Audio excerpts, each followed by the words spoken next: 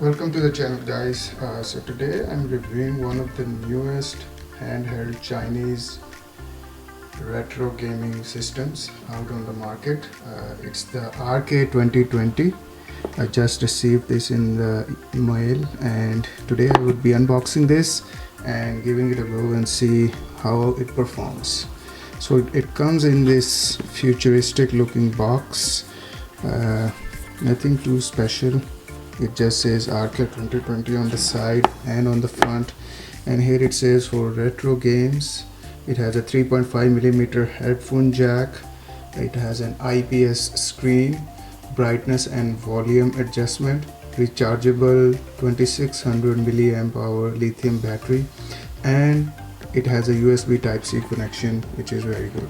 So let's go ahead and unbox and see what's inside the box. So first of all, that's the system. I'm going to put this aside and see what else is in the box. Alright, so nothing much. As you can see, it has a USB cable. I think it's the Type-C, yes. It has a micro SD card reader, so you can plug this into your PC and upload ROMs into your SD card. And it has a user manual. It's just a little pamphlet, nothing special, but it has some basic information. So let me move this aside and let's take a look at the system itself. So there is the system. It comes with this screen protector. I'm going to take that off. Alright,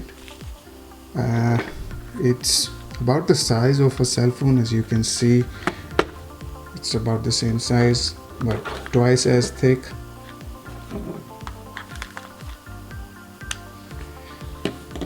So it has the face buttons A, B, X, Y. It has a fairly decent D-pad, a single joypad. It has a start and select, L1, R1 and L2, R2. Has a power button, headphone jack, USB. I think that's for the HDMI, or yeah, it's another USB, the regular USB. Alright. The battery is not removable, but you can unscrew these 4 screws and remove the battery if you want to. On the bottom, we have the reset button and a micro USB slot, or micro SD card slot, sorry. Okay, let's go ahead and turn this thing on and see what happens.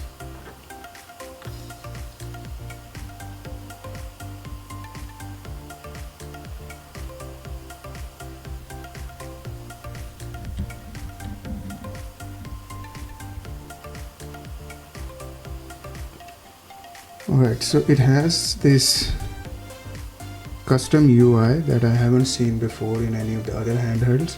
So here we have some arcade games. It says it has 11 games, but I suppose you can put more games in there if you want to. Then it can also emulate Dreamcast, so that's one of the big things. We're going to go ahead and check that out and see how that performs. Then it has some, I don't know which system this is, but it looks like another arcade system.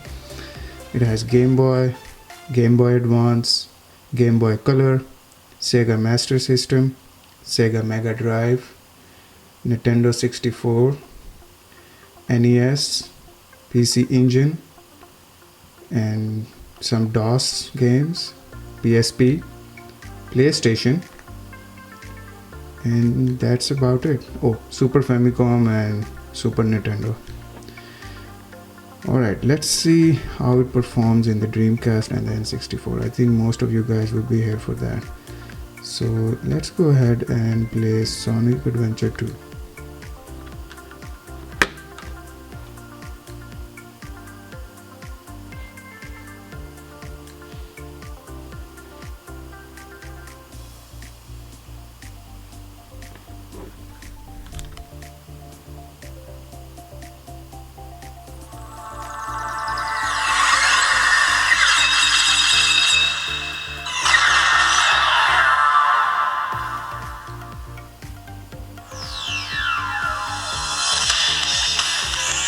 Well, first of all, the sound is not that bad. although I think it's mono because I only hear it from one channel, but it's not that bad. I was expecting it to be worse. This ROM is in Japanese, but I think for a game like this that doesn't really matter.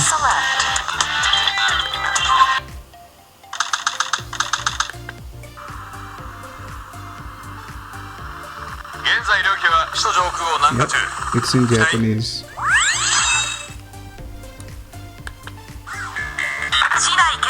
Oh, there was a glitch there. Can't use the D-pad for this one.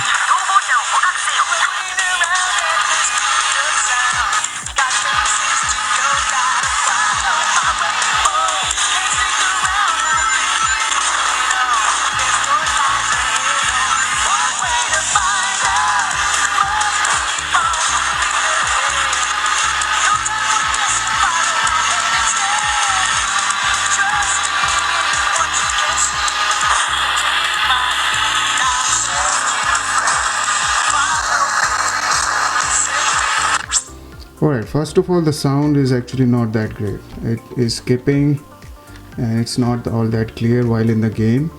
The game I don't think is running at the full frames that it should, but it's still playable.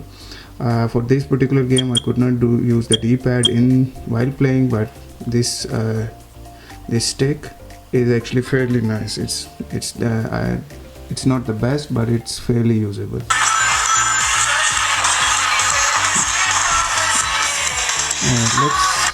Let's quit and see the performance for N64, and we'll go from there.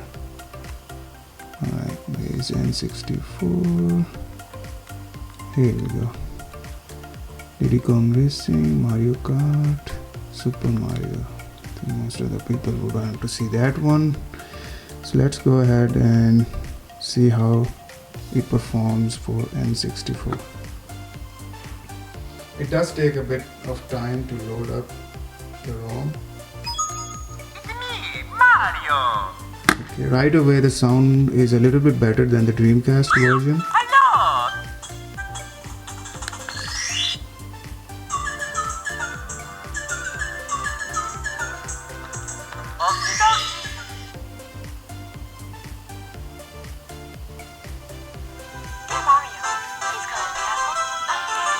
Although this one is in Japanese as well.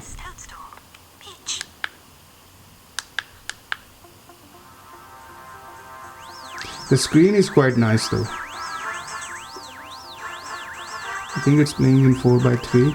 I don't see an option to change that, but maybe inside the menu there is.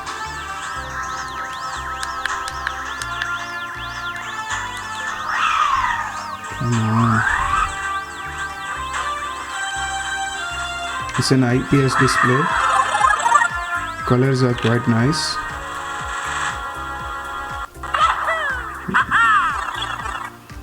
Yes, the sound is better, but it's not perfect.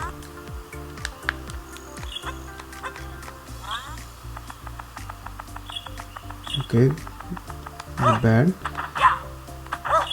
I feel very little bit of lag, if any. Mario controls quite nicely. This analog stick is actually not bad. Again, I cannot control this with the D-pad, but I don't need to. Yeah, this. So there you have it, guys. I like this system for around $80 with shipping. You know, it's not a bad system. You can play up to Dreamcast and N64, so that's a big deal.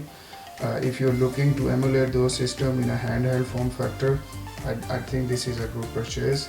But just bear in mind that it's not the best when it comes to sound, and also it does not have the best build quality, but it's not too cheap either. Well, that's about it for this video, guys. I'll see you in the next one. Thank you. Have a nice day. Bye bye.